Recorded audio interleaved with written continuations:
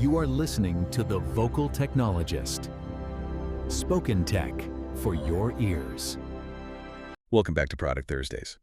If you feel like the entire ground is shifting under your feet right now, visual identity, software, strategy, You're not wrong. you are absolutely not wrong. Yeah. This week felt less like, steady progress and more like a series of, market-shaking tremors. It's been a monumental week, and what's so fascinating is this tension it reveals, this pull between tradition and just radical innovation. Exactly. So when we boil it all down, the mission for you, the person driving this stuff, becomes really clear. We need to distill the crucial information about brand risk, about AI integration, and the hidden power of cognitive load. This is your shortcut to getting ahead, not just catching up. For sure. So let's start with the highest stakes game out there. Corporate identity. These decisions are so public, so immediate, and they often don't pay off. Not at all. We have to talk about CNBC. They're retiring the NBC Peacock. The iconic Peacock. It's a huge gamble. The redesign launches December 15th, and they're going for this, aggressively minimalist word mark. I saw that. They fused the N and B together. Right, and then added this standalone blue upward arrow. I mean, it's clearly meant to symbolize growth, financial focus. But the execution. The execution is where the controversy starts. And the reaction was immediate and harsh. People are calling it disjointed, personality-free. Confusing. Totally confusing. Yeah. You have this iconic brand, decades of equity, and suddenly it looks like every other tech startup with no imagination. It drew immediate comparisons to, the GAP logo fiasco. The GAP logo and Cracker Barrel. It just shows how much trust you lose when you go for that extreme minimalism without thinking it through. It's the difference between reduction and just removal. Yeah. You remove complexity, good. You remove all personality, that's corporate suicide. And if we connect that to leadership, the risk goes way beyond a logo. We saw major turmoil this week at Jaguar Land Rover. Jerry McGovern is out. For 21 years. 21 years, that's a lifetime. And it follows declining sales and a really divisive 2024 rebrand, right? The one centered on that Type 00 concept car.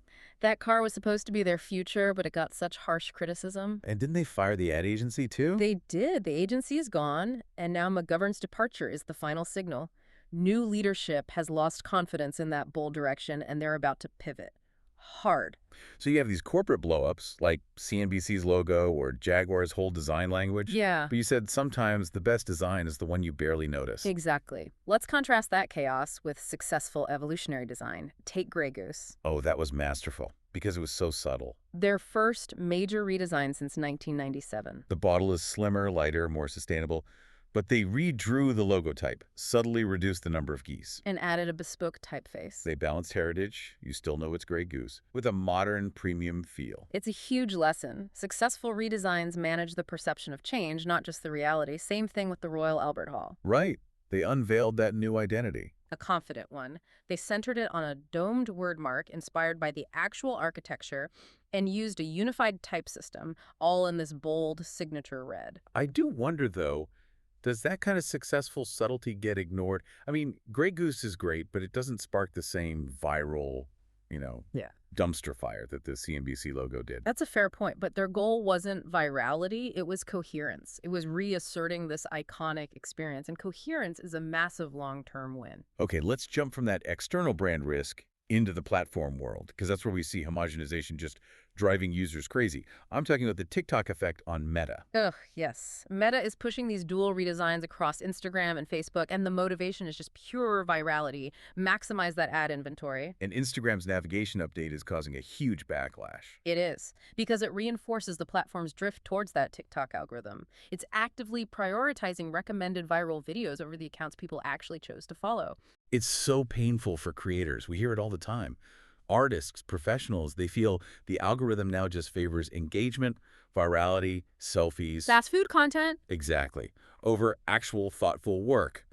And it proves the drop in visibility isn't your fault as a creator. It's a structural pivot to a pay-to-play model. And Facebook is right behind. They're pushing to make the feed feel more like Instagram's. You've got grid layouts for photos, double-tap likes. Enhance search grids. It's all about keeping you scrolling Endlessly. infinitely.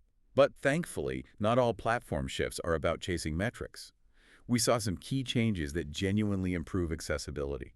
That GitHub Toast message story was, well, fascinating. It really was. It raises a fundamental design question. Yeah. Why would a platform as sophisticated as GitHub just ban toast messages from their design system? Yeah, I always just thought they were annoying. What makes them so inaccessible? The issues are layered. First, they auto-disappear. So if you need more time to process or use a screen reader, you miss them. Okay, that makes sense. Second, they obscure the content underneath. And third, they're usually at the edge of the screen, so they're hard to spot for users with vision or mobility challenges. So GitHub realized that to fix them. They'd have to change the pattern so profoundly it wouldn't be a toast message anymore. It would have to be persistent, central, interruptive. So they just eliminated the pattern. Yeah. That's a huge lesson. Sometimes the pattern itself is the problem. It is. Meanwhile, Android is actually rolling out helpful accessibility features. An expanded dark theme, emotion tags and captions, hands-free voice access through Gemini. A good counterpoint for sure. Real usability improvements. Exactly. And speaking of usability, this is where it gets really interesting, looking at future hardware. Rumor is the iPhone 18 Pro will get under-display Face ID. Using micro-transparent glass panels. Which means The dynamic island finally shrinks. substantially, freeing up all that screen real estate. It's not just aesthetics, it's about reducing visual clutter, reducing that cognitive load. And there's big display news for 2026. The Apple Studio display is supposedly getting a massive upgrade. An A19 chip, promotion at 120 Hz, and HDR support. That HDR support is the key, right? It strongly suggests they're swapping the current LCD for a mini LED panel. That means vastly better contrast, deeper blacks, putting it in line with their high-end iPads and MacBooks. Okay, let's pivot from the interface to the tools that build it. This is where AI is just embedding itself into our creative stack so fast. And the infrastructure for that is massive. Adobe and Amazon deepened their partnership. AWS is now powering AI features in Express, Acrobat Studio, Firefly. And the long-term plan is what's really wild. They want to use autonomous AI agents. Via Amazon Bedrock Agent Core. Autonomous agents, so AI working on its own. Pretty much. Bedrock Agent Core lets AI manage complex, multi-step workflows independently. It reduces the need for constant human prompting on repetitive tasks. It just scales production way up. And you're seeing it everywhere. Figma just launched new AI image editing tools. Erase object, isolate object, expand image. Right there on the canvas. No need to leave your design environment. And if you don't even want to open the app, Adobe just put free versions of Photoshop, Express, and Acrobat right into ChatGPT. That's the most conversational move yet. You can edit images, apply effects, all with natural language prompts inside the chatbot. Total game changer for casual creators. It just demolishes the barrier to entry for content production. And what's really interesting is when you look at the research on how AI is being used in UX, the biggest impact right now, testing and discovery. About 58% of usage is there. So it's helping us test faster, prototype more rapidly, which is great. Undeniably. But the big warning we keep seeing is about the risk. Over-reliance on AI can lead to generic designs, stifle innovation. And it can stunt the growth of junior designers. Exactly. They need to learn the fundamentals. Success requires a human in the loop and critically specific training in prompt engineering. You have to know how to guide the AI. And all this AI integration, it forces us to be more structured with our code. We need better governance, especially around design tokens. Okay, let's stop there. Design tokens is a bit of jargon. What are we talking about? They're the single source of truth for all your design variables. Colors, tight scale, spacing, all of it.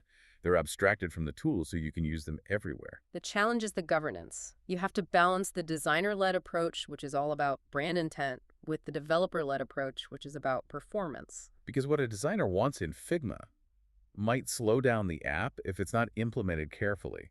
So how do you fix that drift between design and production code? You need a bidirectional sync strategy. CI/CD, pipelines, continuous integration, continuous delivery.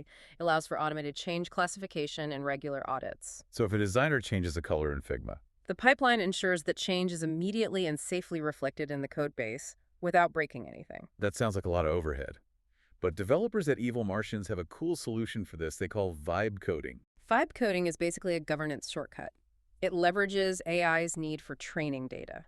You use a standard style.md file to encode all your engineering best practices. Like saying always use enums or use these namespace classes. Exactly. The file acts as a reference doc that the AI has to read before it generates any code. That's brilliant. You're forcing the AI to produce more maintainable code from the start. It makes the AI work within your rules, not against them. And moving from the tools to philosophy, let's talk about organizational strategy, the path to design maturity. Why does that matter if you're already shipping good products? Because mature design is how high-performing organizations survive uncertainty. It allows teams to create future value, not just manage today's usability issues. A mature design function explores multiple futures. The practical side of that high-level strategy often just comes down to basic UX principles like reducing cognitive load. And people get this wrong. It's not about oversimplifying things. Not at all. Expert software actually needs to match real-world complexity to be useful. Forcing an expert through some infantilizing interface just increases their frustration. So reducing load is about optimizing the process, not dumbing it down. Precisely. Break tasks into smaller steps. Don't force users to remember information across different screens. Support their decisions by chunking options. It's about understanding how users actually work. And that brings us to measuring the impact of all this work, which is how you get buy-in. Scott Birkin had a great lesson on this.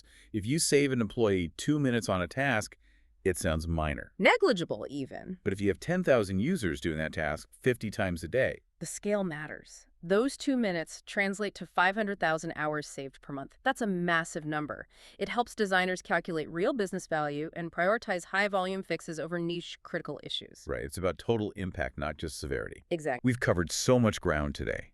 The brand risks at CNBC and Jaguar, the algorithmic drift on platforms, and the seismic integration of AI into our design stack. It's been another great week to check in with the vocal technologist. And as we wrap, I want to leave you with a final thought, connecting all this back to your personal practice. Perfectionism. It masquerades as a virtue, but it's really a trap. It causes procrastination, prevents you from finishing things, and honestly, it often degrades the quality of the work because you lose that initial spark. It's totally paralyzing. You get stuck in the weeds, chasing an ideal that doesn't exist. Precisely. The goal should be to shift from pursuing perfection to becoming prolific. Adopt a done-for-now mindset. Ship it, and move on to the next thing. Greatness emerges from abundance, not from spending years on a single piece of stone. That's a powerful challenge. Is your output right now defined by paralyzing perfectionism or by prolific creation? Something to think about this week. We'll talk to you next time. Spoken Tech, for your ears.